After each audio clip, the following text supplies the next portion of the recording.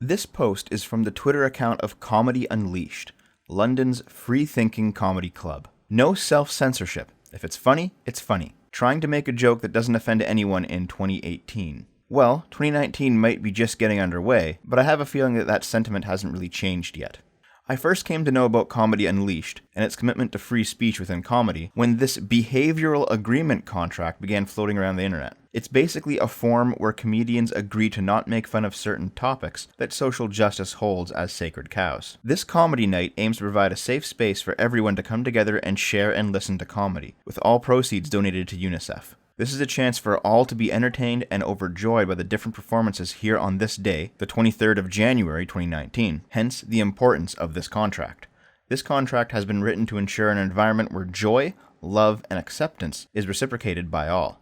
By signing this contract, you are agreeing to our no-tolerance policy with regards to racism, sexism, classism, ageism, ableism, homophobia, biphobia, transphobia, xenophobia, Islamophobia, anti-religion, or anti-atheism. All topics must be presented in a way that is respectful and kind. It does not mean that these topics cannot be discussed, but it must be done in a respectful and non-abusive way. I can tell you right off the bat, just using the rules of comedy, why this is a disastrous line of thinking. All comedy, without exception, requires somebody or something to be the butt of the joke. Even the tamest, least offensive jokes require somebody to end up looking like they've got egg on their face. Here, let me show you. Here's a list of jokes for kids from redtricycle.com. Why did the student eat his homework? Because the teacher told him it was a piece of cake. The butt of the joke is the student that ate his homework. Or I guess the butt of the joke could be you, since you're the one probably groaning at that terrible pun. The point is, though, in comedy, somebody's got to be left holding the bag. Somebody's the person getting laughed at. When you boil it down,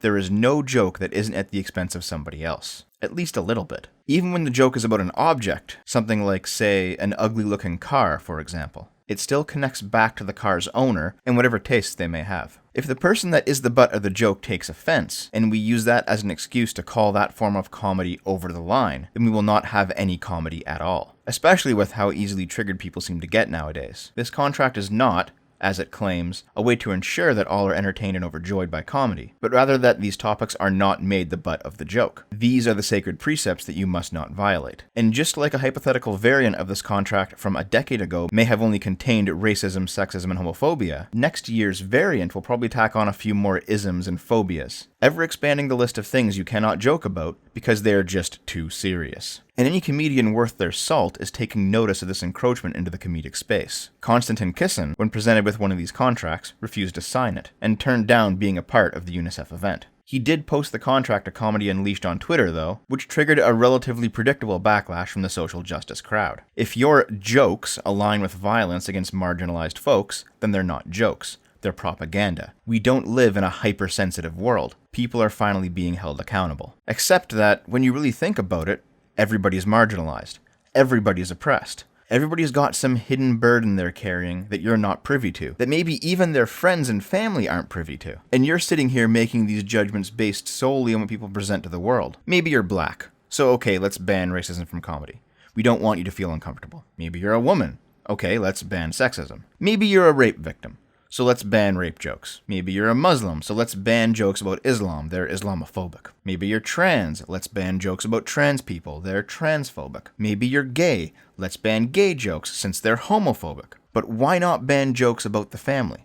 Maybe somebody in the crowd was abused by their parents as a child, and would be massively triggered by a joke about how the comedian's dad sucked sometimes. They would definitely be oppressed by it, so we have to ban family-based humor. How about we ban jokes about cars, because maybe you lost your sister in a crash? How about we ban jokes about student loans, because maybe you're poor and can't afford to send your kid to a good school? How about we ban jokes about video games, because maybe as a kid you were relentlessly bullied, and only took solace in retreating to your home and playing games after school? This is why, when you remove the ability to have somebody be the butt of the joke, you destroy all of comedy. Because everybody is the butt of the joke, at least at some point in their lives. And everybody also carries some burden with them through life. If offense is enough to censor comedy, then comedy ceases to exist. I would hate to imagine one of these nightmarish social justice comedy sets. It would probably be less entertaining than the actual social justice classes held at the same university. But that is where we're going.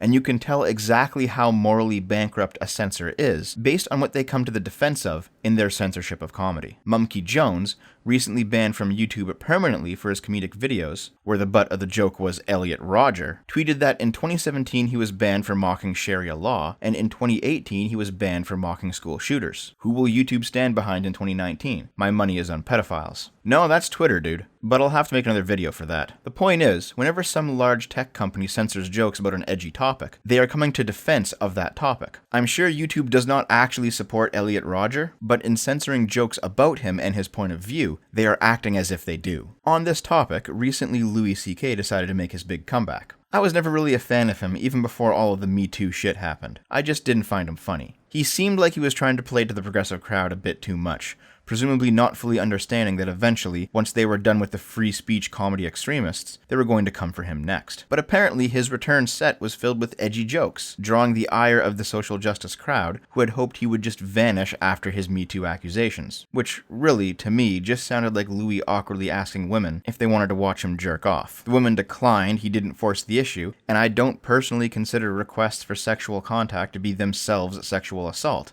Unless he persisted after being rejected, which I don't think he did. I'm a little disappointed in the younger generation, honestly, because I'm 51 years old, and when I was like 18 to my 20s, I mean, we were idiots. We were getting high, doing fucking mushrooms and shit, and then older people were like, you gotta get your shit together, and we were like, yeah, fuck you!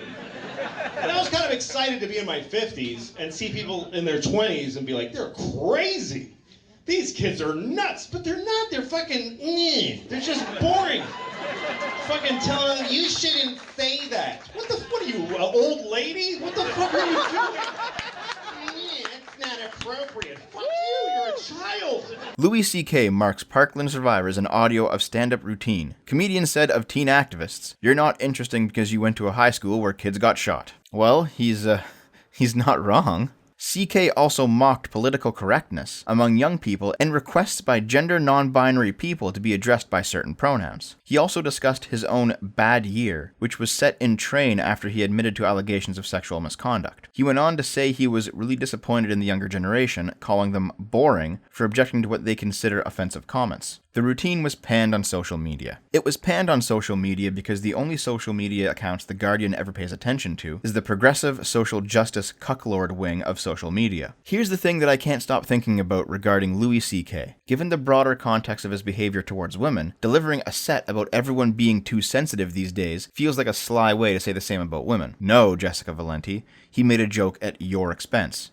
and you're protesting too much. The fact that Louis C.K.'s anti-Asian jokes weren't originally reported speaks volumes to how casually Americans still treat anti-Asian racism. Oh, so apparently not only was Louis C.K.'s set taken from the pages of the Satanic Bible itself, but the fact that the media didn't talk about his Asians have tiny dicks section is the real problem? You know what's the worst, most boring kind of comedy?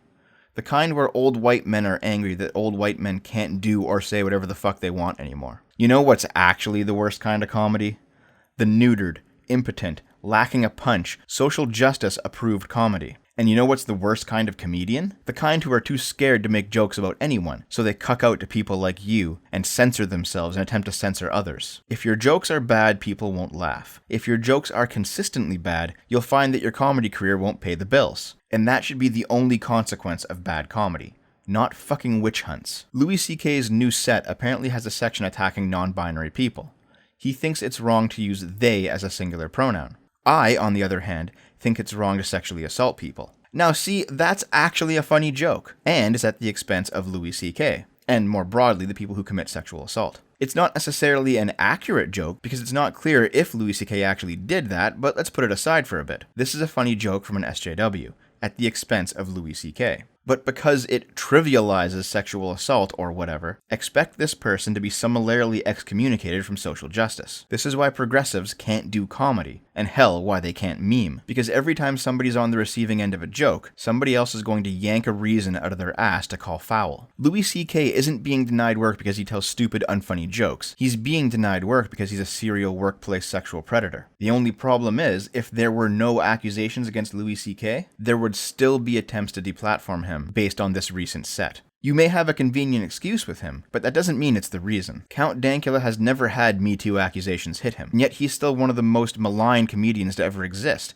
due to the whole Nazi pug thing. It is always about censoring speech. It just becomes a bit easier on the optics, if the speaker has skeletons in his closet. I'm happy to throw in with the free speech extremist lot, but to me, free speech is even more important when it comes to comedy. Think of it this way.